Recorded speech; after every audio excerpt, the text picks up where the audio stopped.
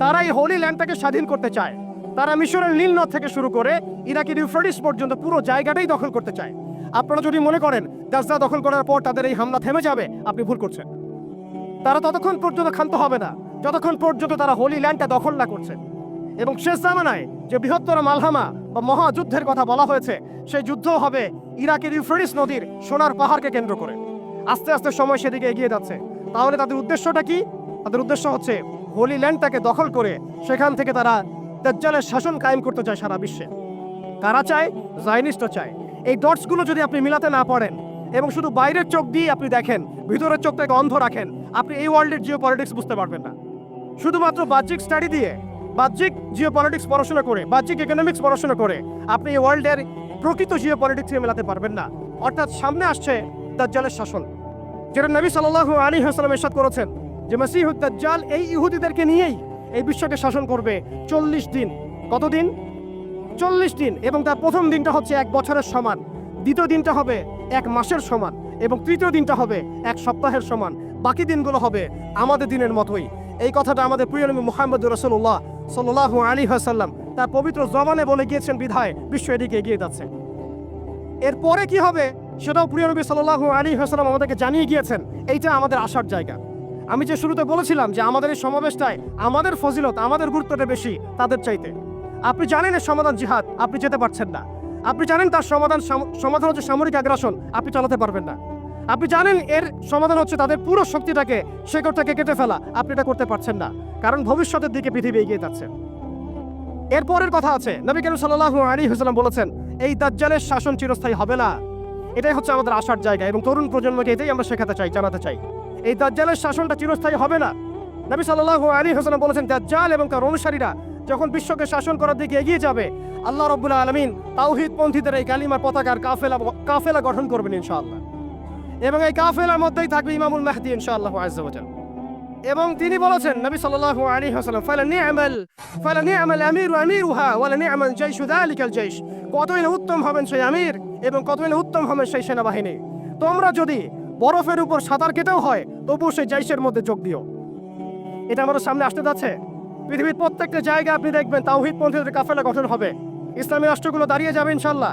আপনি দেখেন সিরিয়া পরিবর্তন হচ্ছে, আপনি দেখেন আফ্রিকা পরিবর্তন হচ্ছে, আপনি দেখেন বাংলাদেশ পরিবর্তন হচ্ছে, আপনি দেখেন প্রজন্মের চোখের মধ্যে তাওহীদের ক্ষুধা, আপনি দেখেন প্রজন্মের চোখ জলজল করছে, তারা ঈমানের দিকে আসছে, আমলের দিকে আসছে, ইসলামের দিকে আসছে। সময়, time is closing down to the আখিরুজ জামান ইনশাআল্লাহ আযজা ওয়া জাল্লা। এখন কথা হচ্ছে ইমামুল মাহদীর বাহিনী এই দাজ্জালের বাহিনীর সাথে যুদ্ধ করতেই থাকবে, করতেই থাকবে, করতেই থাকবে, কিন্তু শেষ পর্যন্ত ইমামুল মাহদীর হাতে দাজ্জালের মৃত্যু লেখা হবে না। আল্লাহ রাব্বুল আলামিন এই মিথ্যা মাসিহকে মেরে ফেলার জন্য, ধ্বংস করার জন্য আসমান থেকে সত্যিকারের মাসিহ ঈসা আলাইহিস সালামকে পাঠাবেন এই সিরের মধ্যেই। এই কথাগুলো আমাদের অনেক ভাই বোঝেন না, অনেক ভাই জানেন না, স্টাডি করতে চান না। তারা শুধুমাত্র একটা হাইপকে কেন্দ্র করে কথা বলতে চান। বিশ্ব এদিকে এগিয়ে যাচ্ছে। আমরা এখানে শুধু হাইপ তুলতে আসে নাই, আপনাদেরকে জানাতে এসেছি, বোঝাতে এসেছি যে আস্তে আস্তে বিশ্ব কোন দিকে যাচ্ছে এবং আমাদের করণীয় কি। এবার আসেন, এটা ভবিষ্যৎবাণী শুধু নয়, নবী সাল্লাল্লাহু আলাইহি ওয়াসাল্লাম অকাট্য ভবিষ্যৎবাণী। তিনি বলেছেন ঈসা আলাইহিস সালামের হাতে যেই ফিলিস্তিনে আজকে মাজলুম বোনদেরকে শহীদ করা হচ্ছে, বাচ্চাদের মাথার খুলি উড়িয়ে দেওয়া হচ্ছে, আমাদের ভাইদেরকে জীবন্ত পুড়িয়ে মারা হচ্ছে, ওই ফিলিস্তিনে লিখে রাখেন আপনারা, মিডিয়া দিয়ে প্রচার করে দিন, এই ফিলিস্তিনের বাবে লুত নামক জায়গায় তাদের মিসায়া, তথাকথিত মিসায়া মসিহুদ দাজ্জালকে ঈসা আলাইহিস সালাম হত্যা করবেন ইনশাআল্লাহ। পৃথিবীর কোন শক্তি, কোন ন্যাটো, কোন ইউনাইটেড নেশনস, কোন ইউরোপিয়ান ইউনিয়ন, কোন IMF, কোন ওয়ার্ল্ড ব্যাংক, কোন সাম্রাজ্যবাদী শক্তি এই ভবিষ্যৎবাণীকে ঠেকাতে পারবে না। আপনি আপনাদেরকে চেষ্টা করতে দেন, সারা পৃথিবীর সমস্ত মুসলমানকে যদি এখন তারা মেরে ফেলে, তবু অকাট্য ভবিষ্যৎবাণী ইনশাআল্লাহ তাআলা তারা পাল্টাতে পারবে না। এটা আমাদের আসার জায়গা, এটাই হচ্ছে চূড়ান্ত বিজয়। এবং ঈসা আলাইহিস সালামের হাতে আগামী 40 বছর লিখে রাখেন আপনারা, এরপরের 40 বছর ওই বাইতুল মুকাদ্দাস থেকেই সারা বিশ্বে ইসলামী খিলাফা কায়েম হবে ইনশাআল্লাহ। যে খিলাফা শব্দটা এখন রাজনৈতিকভাবে আপনারা নিতে পারেন না, হজম করতে পারেন না। আমি জানি আপনারা জানেন না, অনেকেই এটা অজ্ঞতার কারণেও হতে পারে, তারা হয়তো জানেন না, আমরা জানাতে এসেছি। এই যে খিলাফা শব্দটা তারা নিতে পারে না, এই খিলাফাই হবে পৃথিবীর শেষ শাসন ইনশাআল্লাহ তাআলা।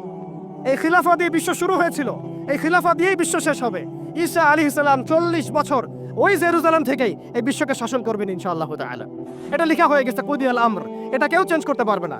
এখন মাঝখানের এই সময়টুকুতে জায়নিস্ট আসলে কি করেছে এবং আমরা কোন কোন জায়গায় পিছিয়ে গেছি এবং আমাদের করণীয় কি হতে পারে, এটা আমি অল্প কথায় শেষ করে দিব।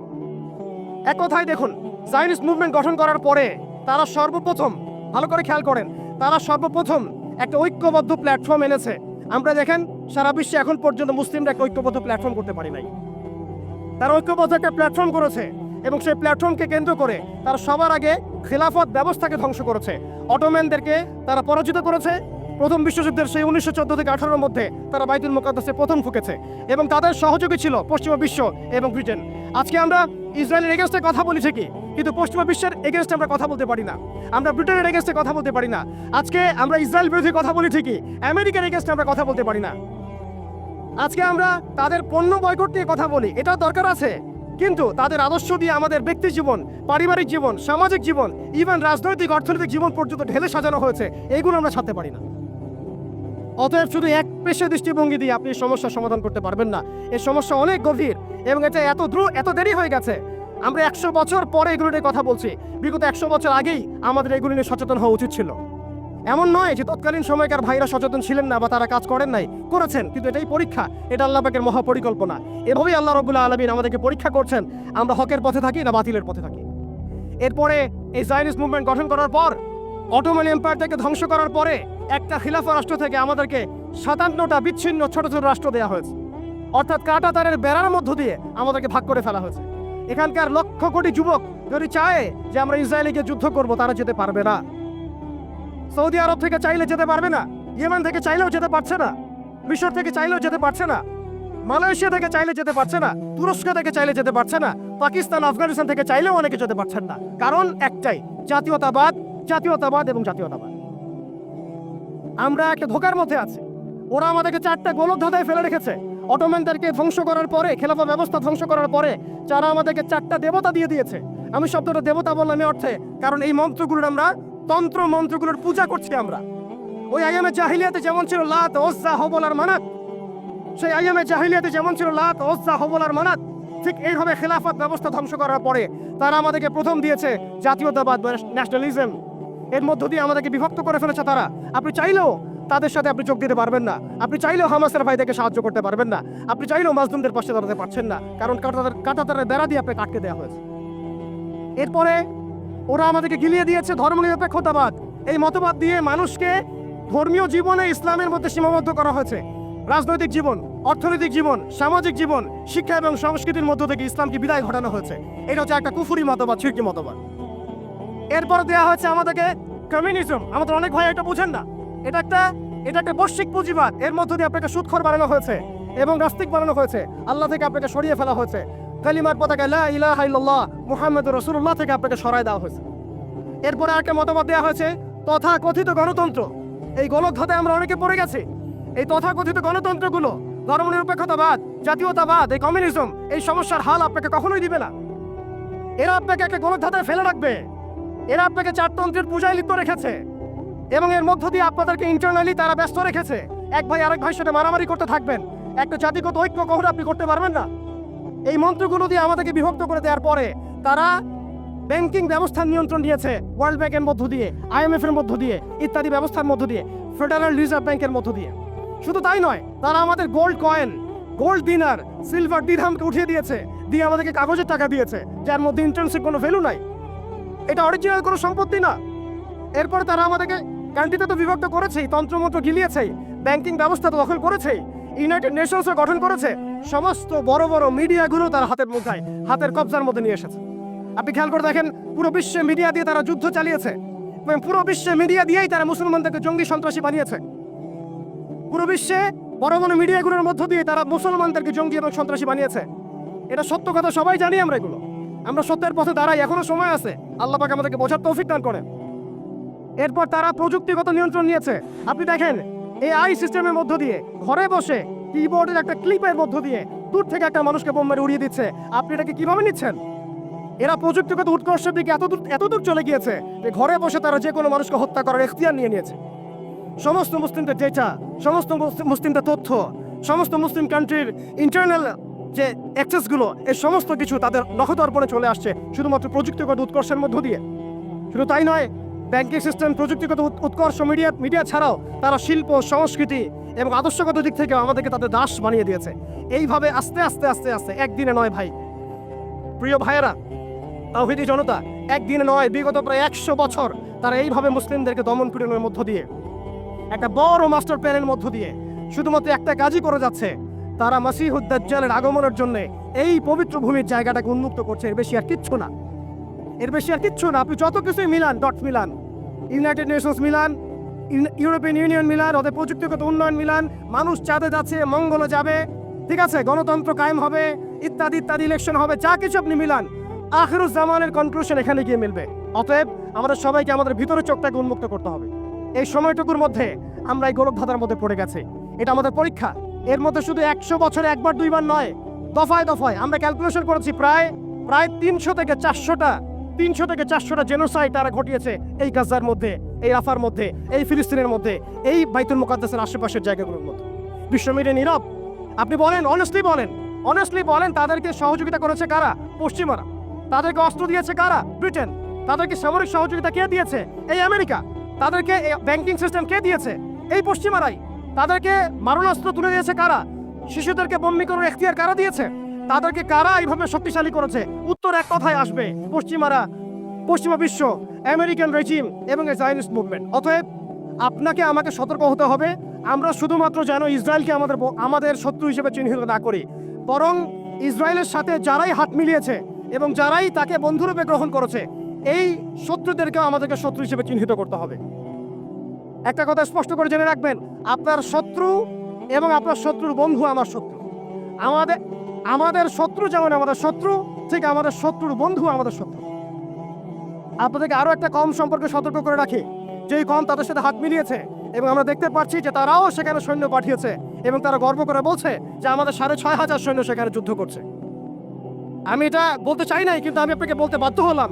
দেখুন, আপনি অমুসলিম হন, আমার কোনো আপত্তি নাই, কিন্তু আপনি মাজলুমদের পক্ষ নেন, জালেমের পক্ষ নিয়েন না। আশা করা যায় আপনি যদি মাজলুমদের পক্ষ নেন, আল্লাহ চাইলে কোনো না কোনো দিন আল্লাহ আপনাকে হেদায়েত দিতে পারেন।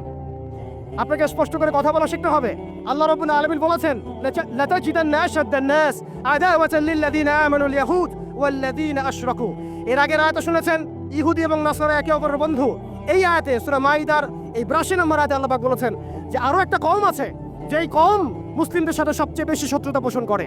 1 নম্বর কওম হচ্ছে ইহুদি এবং দ্বিতীয় কওম হচ্ছে মুশরিকিন, যারা মুশরিক। আপনি দেখুন সারা ওয়ার্ল্ডে এখন ইসরায়েলের সবচেয়ে বড় বন্ধু রাষ্ট্র কারা? বলুন, ইসরায়েলের সবচেয়ে বড় বন্ধু রাষ্ট্র কারা? আপনার বাড়ির পাশে নব্য ইসরায়েল। আমরা বড় ইসরায়েল সম্পর্কে সচেতন আছি কম বেশি, কিন্তু আপনার ঘরের পাশেই নব্য ইসরায়েলে জন্ম হয়েছে, এই ব্যাপারে আমাদের সচেতনতা নাই। তারা সংসদ ভবনে তাদের সংসদে ফখর করে বলছে যে আমরা 6,500 সৈন্য পাঠিয়েছি, আমাদের হয়ে যুদ্ধ করছে। নাউযুবিল্লাহি মিন যালিক। তার মানে আপনারা প্রমাণ করলেন। আচ্ছা বলেন, খ্রিস্টানদের সাথে না হয় তাদের সম্পর্ক আছে, তারা আহলে কিতাব, আপনাদের সাথে তাদের কি সম্পর্ক? খ্রিস্টানদের সাথে না ইহুদিদের একটা সম্পর্ক আছে, তারা আহলে কিতাব দাবি করে তারা, কিন্তু আপনাদের সাথে যারা পৌত্তলিক তাদের সাথে এই ইহুদিদের কি সম্পর্ক? শুধু তাই নয়, আমরা লক্ষ্য করছি, আমরা আমাদের পার্শ্ববর্তী নব্য ইসরায়েলের মধ্যে লক্ষ্য করছি মুসলিমদেরকে তারাবির নামাজে টর্চার করা হলো, হোলি উৎসবের নামে মুসলিমদেরকে নির্যাতন করা হলো। আমরা দেখলাম সেখানে গরুর মাংস বহন করার অপরাধে পিটিয়ে মুসলিমকে হত্যা করা হয়েছে। লক্ষ লক্ষ একর জমি যেগুলো আমরা ওয়াকফ করেছিলাম, সেই জমিগুলোকে রাষ্ট্রীয়ভাবে বাজেয়াপ্ত করা হয়েছে। আমি যদি একটা জমি মাদ্রাসায় দান করি, আপনার কোন এখতিয়ার আছে সেটাকে আপনি রাষ্ট্রীয় বাজেয়াপ্ত করতে পারেন? এখানে মানবতা কোথায়? এখানে গণতন্ত্র কোথায়? এখানে এই ইউনাইটেড নেশনস কোথায়? ইউরোপিয়ান ইউনিয়নগুলো কোথায়? আপনাদের এই সব তথাকথিত তন্ত্রমন্ত্রগুলো এবং তথাকথিত মতবাদগুলো একটা এজেন্ডাই বাস্তবায়ন করছে। তারা পুরো বিশ্বে শুধু দাজ্জালের শাসন কায়েম করতে চায়। এখন মুসলিম ভাইরা, সর্বশেষ কথা হচ্ছে, আমরা উদাত্তভাবে আহ্বান জানাবো, আপনি যে কোনো ধর্মের হন, যে কোনো বর্ণের হন, আপনি যে কোনো ভাষার হন, যে কোনো জাতির হন, আপনি জালেমের পক্ষ নিয়েন না, মাজলুমের পক্ষ নেন। এখানে আমরা আপনাদেরকে কটাক্ষ করতে আসি নাই, আমরা সত্য উন্মোচন করতে আসছি। আপনি জালেমের পক্ষ নিয়েন না, মাজলুমের পক্ষ নেন। আল্লাহ চান তো কোনো না কোনো দিন আল্লাহ আপনাকে হেদায়েত দিবেন ইনশাআল্লাহ। আপনি মানবতার দাবি থেকে এই জায়গায় দাঁড়ান। এই অবস্থা যখন চলছিল তখন কি আমরা ঘুমিয়েছিলাম? উত্তর না। বিগত 100 বছর আমরা ঘুমিয়ে থাকি নাই, সবাই চেষ্টা করেছে কম বেশি, কিন্তু এইসব তন্ত্রমন্ত্রের জালের মধ্যে পড়ে, এইসব তন্ত্রমন্ত্রের গোলকধাঁধায় পড়ে, এইসব নৈতিকতার অবক্ষয়, ইমানের দুর্বলতা, হারাম খাওয়া, সুদে লিপ্ত হওয়া, আমাদের এই মাদক, এই জেনা, এই ফ্রি মিক্সিং, এই পর্নোগ্রাফি, এই সমস্ত কিছুর মধ্য দিয়ে আজকে আমরা আমাদের সেই ইমানি জাজবাকে হারিয়ে ফেলেছি। এখন সময় হচ্ছে সেই জাজবাকে আবার ফিরিয়ে নিয়ে আসা। অতএব আমাদের করণীয় এখান থেকে উঠে আসবে। দেখুন, আপনি গাজায় গিয়ে যুদ্ধ করতে না পারলেও যে অনিবার্য যুদ্ধ তারা আমাদের উপর চাপিয়ে দিবে, সেটা কিন্তু এই অঞ্চলের দিকে ছড়িয়ে পড়বেই পড়বে। কারণ হাদিসের মধ্যে এসেছে যে মাসিহুদ দাজ্জাল পুরো বিশ্বকে শাসন করবে, শুধুমাত্র মক্কা মদিনায় ঢুকতে পারবে না। অতএব সারা বিশ্বের মধ্যে সে যুদ্ধের দাবানল ছড়িয়ে দিবে, এতে কোনো সন্দেহ নাই। আপনি খেয়াল করে দেখেন, আফ্রিকার কন্টিনেন্ট, ইয়েমেনের কন্টিনেন্ট, অ্যারাবিয়ান কন্টিনেন্ট এবং আমাদের এই আঞ্চলিক কন্টিনেন্ট, প্রত্যেকটা কন্টিনেন্টের মধ্যেই তারা যুদ্ধ ছড়িয়ে দিয়েছে এবং তারা একটা ভাষা আমাদেরকে শিখিয়ে দিয়েছে, অপশন দিয়ে দিয়েছে, হয় আপনি তাদের দাসত্ব করবেন, না হলে আপনি মরবেন। তারা আপনাকে আমাকে একটা অপশন দিয়েছে, আপনি তাদের দাসত্ব করেন, তারা আপনাকে ভালো রাখবে, আপনি তাদের দাসত্ব করবেন না, তারা আপনাকে মাটির সাথে মিশিয়ে ফেলবে। যেসব মুসলিম কান্ট্রি দেখুন, খেয়াল করে, যেসব মুসলিম কান্ট্রি তাদের দাসত্ব করেছে, যেসব মুসলিম কান্ট্রি তাদের দাসত্ব করেছে, তাদের আনুগত্য করেছে, সেই সব আরব মুসলিম কান্ট্রিকে তারা কিছুই বলছে না, কিছুই করছে না। তাদের কাছে তেল আছে, সেই তেল তারা দিচ্ছে, তাদের কাছে অর্থনৈতিক সাপোর্ট যেটা তারা দিচ্ছে, তাদের জমি ব্যবহার করে সেখানে বোম্বিং করা হয়েছে। আমরা দেখেছি কিভাবে পাকিস্তানের জমি ব্যবহার করে আফগানিস্তানে বোম্বিং করা হয়েছে। আমরা দেখেছিলাম ইরাক ইরান যুদ্ধ লাগিয়ে সেখানে বোম্বিং করা হয়েছিল। আমরা লিবিয়া, সোমালিয়া, মালি, এই তারপরে আপনার ইয়েমেন, জর্ডান, লেবানন, প্রত্যেকটা জায়গার মিসাল দিতে পারি যেখানে মুসলিম ভূমিগুলোকে ব্যবহার করে তারা মুসলিমদের উপর বোম্বিং করেছে আর মুনাফিকদেরকে তাদের সহযোগী হিসেবে রেখেছে। অতএব তাদের অপশন হচ্ছে, হয় আপনি তাদের দাসত্ব করবেন, না হলে মরবেন। যারা দাসত্ব করেছে তারা সুখে আছে, তাদের কোনো সমস্যা নাই। ইভেন গাজ্জাবাসীর কান্না ওদের কানে পৌঁছায় না। এই বাচ্চাদের মগজের খুলি তাদের কাছে, তাদের চোখে ভাসে না। এই বোনদের ধর্ষণের চিৎকার তাদের কাছে যায় না। এই শিশুদের হাহাকার তাদের কাছে যায় না। এক ফোঁটা পানির জন্য তারা কাঁদছে, এই কান্না তাদের কাছে যায় না। তাদের হৃদয় নেফাক দিয়ে এমন ভাবে পরিপূর্ণ হয়ে গেছে, তাদের কাছে এই মানবতাহীনতার এই কাজগুলো, দৃষ্টান্তগুলো ওদের কলবের মধ্যে কোনোই দাগ কাটছে না। প্রিয় ভাইরা, এটা কেন হয়েছে? তাদের নেফাকির কারণে। অতএব আপনি যদি দাসত্ব করেন, নেফাকি তো চলে যান, আপনারও কোনো সমস্যা হবে না। কিন্তু আমি অনেস্টলি প্রশ্ন করতে চাই, আপনার মধ্যে কি আল্লাহর ভয় নাই? আপনার আমার মধ্যে কি কাল কিয়ামতের মানে জবাবদিহিতার ভয় নাই? আপনি আমি কি লা ইলাহা ইল্লাল্লাহ বিশ্বাস করি না? আপনি আমি কি মুহাম্মদুর রাসূলুল্লাহ বিশ্বাস করি না? আপনি আমি কি মুহাম্মদ রাসূলুল্লাহর উম্মত নই? অতএব আমরাও কখনোই কারো দাসত্বের দিকে যাব না ইনশাআল্লাহ।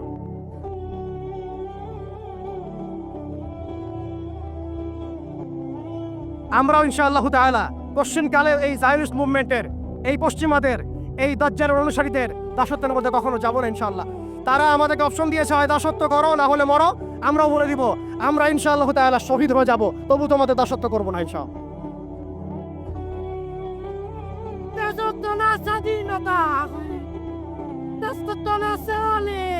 প্রিয় ভাইরা, আমি আর লম্বা করছি না, আমি শেষ করে দিচ্ছি। আর অল্প কিছু কথা বলবো আপনাদেরকে। দেখুন, আমাদের করণীয় কি হতে পারে?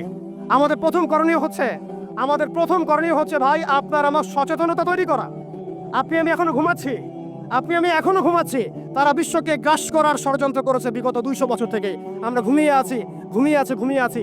আপনি মনে করবেন না এই ফেতনাগুলো বাংলার মাটিতেও আসবে না। একদিন না একদিন অবশ্যই আসবে, দেখে নিয়েন। আমি বলে দিচ্ছি, এই ফেতনাগুলো বাংলার মাটিতেও অবশ্যই আসবে ইনশাআল্লাহ, দেখে নিয়েন আপনারা। এবং সারা বিশ্বকে গ্রাস করার যে পায়তারা তারা করেছে, এটা নতুন কোনো এজেন্ডা নয়, এটা ওদের সুদূর প্রসারী 100 বছরের প্ল্যান। আমাদেরকেও একটা সুদূর প্রসারী পরিকল্পনা করে আগাতে হবে। শুধু আবেগ দিয়ে, একদিনের শোডাউন দিয়ে, একটা লং মার্চ দিয়ে, একটা মিছিল দিয়ে, একটা পতাকা উড়িয়ে আপনি সমস্যার সমাধান করতে পারবেন না।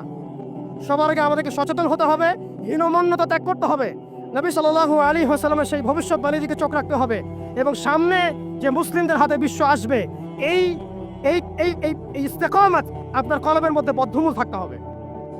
দ্বিতীয় বিষয় হচ্ছে, আমাদের সবাইকে নৈতিকভাবে দীক্ষিত হতে হবে, ইমানের শিক্ষায় দীক্ষিত হতে হবে, সবাইকে জীবন নিয়ে সিরিয়াস হতে হবে, নিজের জীবনটাকে, আমলটাকে, আখলাকটাকে আল্লাহর জন্য ঢেলে সাজাতে হবে, নবী সাল্লাল্লাহু আলাইহি ওয়াসাল্লামের সুন্নাহ মাফিক জীবনযাপন করতে হবে।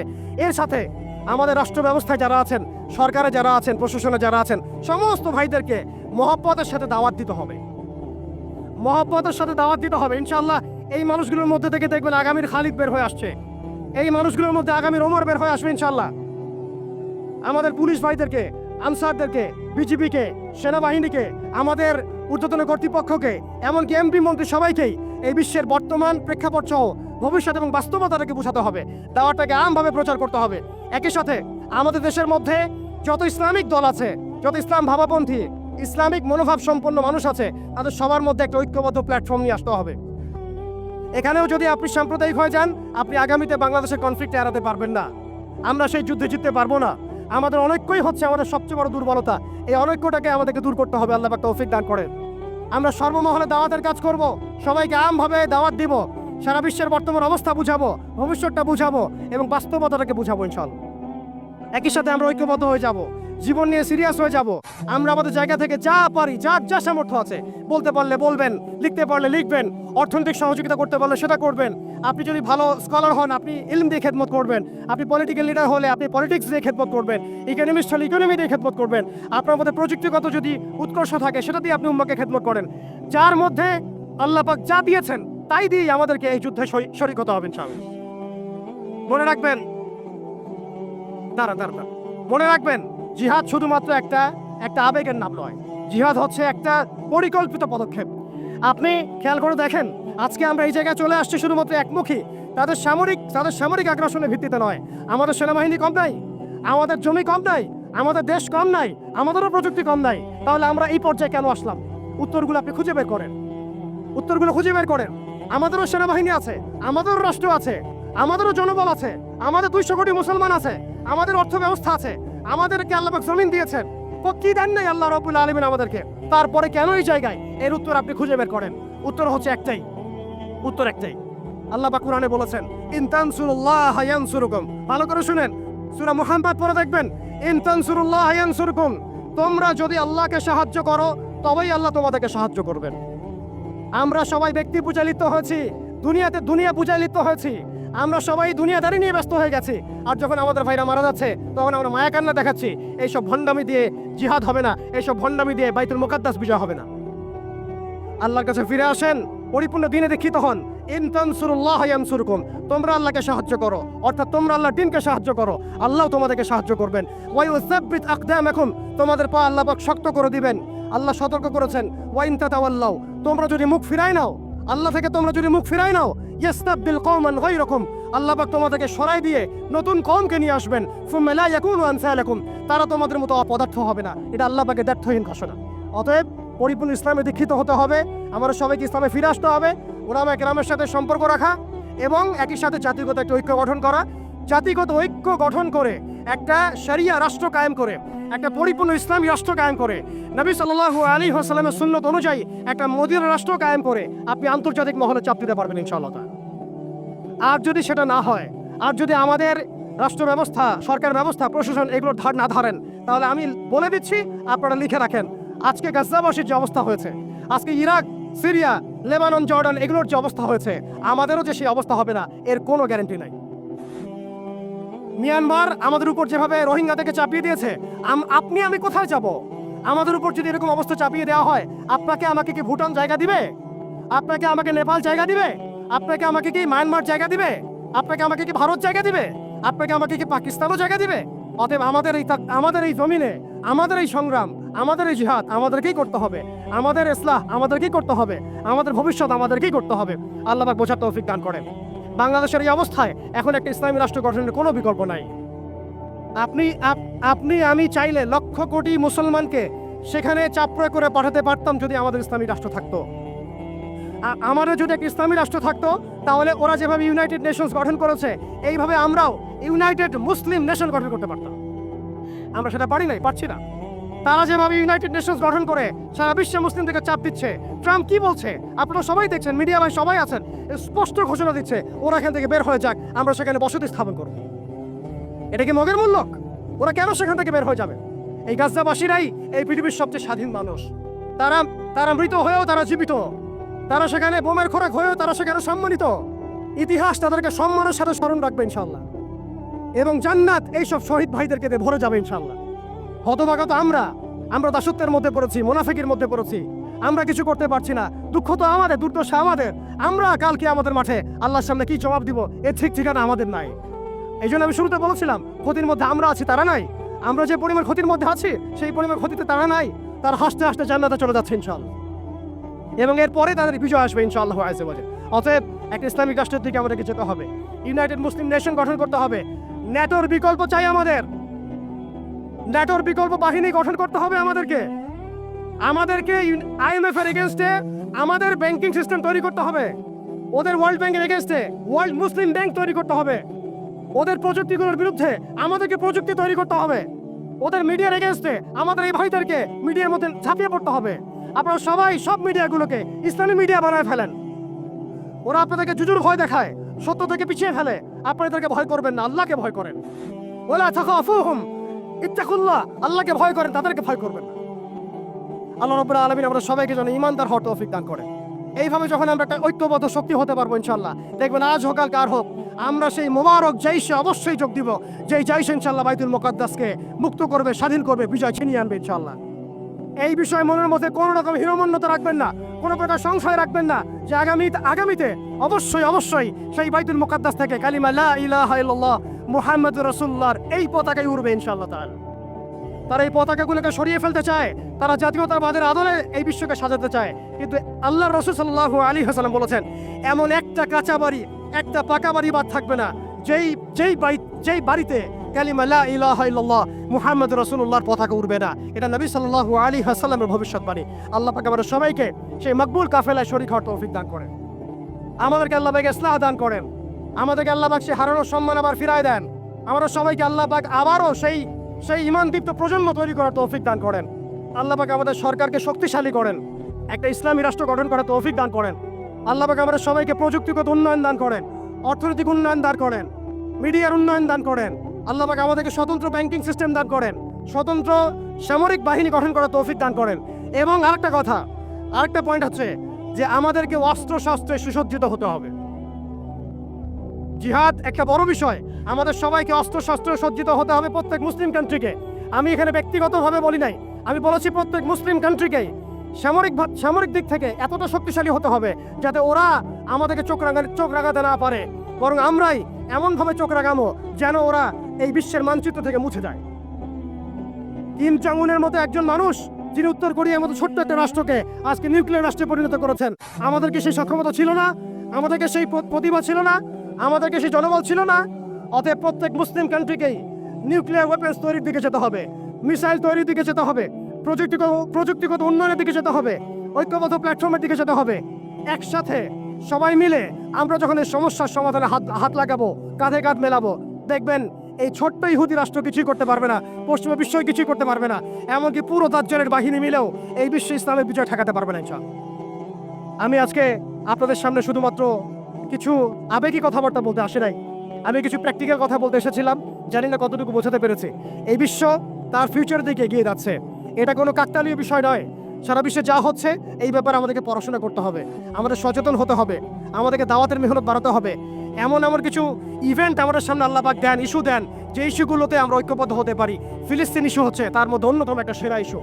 আমরা যদি এই ইস্যুতে ঐক্যবদ্ধ হতে না পারি তাহলে আল্লাহর কসম জানি না আর কোন ইস্যুতে আমরা ঐক্যবদ্ধ হতে পারবো। অতএব আমরা সবাইকে আল্লাহ পাক যেন কবুল করেন, মঞ্জুর করেন। ফিলিস্তিন ইস্যুতে আমাদেরকে সোচ্চার করেন, সচেতন করেন।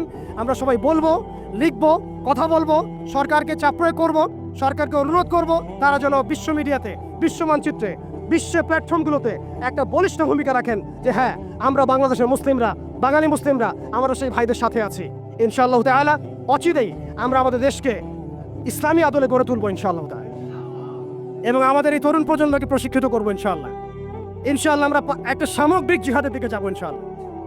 আমরা ইনশাআল্লাহ তাআলা একটা ঐক্যবদ্ধ জাতি করে এমনভাবে বিশ্বের বুকে দাঁড়াবো যে বাংলাদেশকে কেউ কটাক্ষ করতে পারবে না ইনশাআল্লাহ, আমাদেরকে তুচ্ছ তাচ্ছিল্য করতে পারবে না ইনশাআল্লাহ, আমাদেরকে রক্তচক্ষু দেখাতে পারবে না ইনশাআল্লাহ। একদিন না একদিন আমরা সেই বিজয়ী কাফেলায় শরীক হবই হবে ইনশাআল্লাহ। অতএব আজকে যেগুলো চলছে এগুলো দিয়ে আপনি এই সমস্যার সমাধান করতে পারবেন না। এই সমস্যাগুলো সমাধান করতে হলে আমাদেরকে ভিতর থেকে কাজ করতে হবে। আল্লাহ পাক আমরা সবাইকে কথাগুলো বোঝার, আমল করার তৌফিক দান করেন, আমিন। আমি হয়তো বেশি সময় নিয়ে ফেলেছি, এই জন্য আন্তরিকভাবে দুঃখিত। আজকে যে মিডিয়া ভাইরা এসেছেন, আমি আমার জায়গা থেকে, আমাদের পুরো টিমের জায়গা থেকে আপনাদের সবাইকে অনেক জাযাকুমুল্লাহ, অনেক দোয়া, অনেক শুভকামনা জানাচ্ছি। আল্লাহ পাক যেন আপনাদের সবাইকে এভাবেই সত্যের পথে দাঁড়ানো তৌফিক দান করেন। যে ভাইরা সময় দিয়েছেন, আজকেই আমাদের আহ্বানে সাড়া দিয়েছেন, মাত্র 4-5 ঘন্টার এই আহ্বানে আপনারা সবাইকে কবুল করেন, আমিন। আল্লাহ পাক বাংলাদেশের তরুণ প্রজন্মকে কবুল করেন, আমিন। আল্লাহ আপনি গাজদার ভাইদেরকে শহীদ হিসেবে কবুল করেন। আল্লাহ পাক আপনার গায়েবী নুসরত সেখানে নাজিল করেন।